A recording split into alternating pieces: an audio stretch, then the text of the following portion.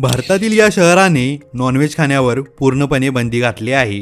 पण का? हे केवळ भारतातीलच नाही तर जगातील पहिलं असं शहर आहे जिथं मांसाहार खाणं आणि विकणं दोन्ही पूर्णपणे बेकायदेशीर ठरवलं गेलं आहे. यामागचं मुख्य कारण म्हणजे येथे राहणाऱ्या जैन समुदायाची अहिंसेवरील निस्सीम श्रद्धा. त्यात या शहरात तब्बल 800हून अधिक जैन मंदिरं आहेत. म्हणूनच शहराला जैन टेम्पल टाउन म्हणूनही ओळखलं जातं. पण गेल्या अनेक वर्षांपासून येथील सुमारे 200 जैन नागरिक सातत्याने आंदोलन करत होते. त्यांची मागणी होती की शहरातील 250 मांस दुकानं बंद करण्यात यावेत. अखेर सरकारने हा निर्णय घेतला आणि येथे प्राण्यांची हत्या पूर्णपणे बंदिस्त केली. एवढेच नव्हे तर मांस व अंडी खाणे आणि विकणे देखील बेकायदेशीर घोषित करण्यात आलं आहे. हे शहर म्हणजे गुजरातमधील पालिताना. मात्र या निर्णयाबाबत लोकांमध्ये संमिश्र प्रतिक्रिया आहेत.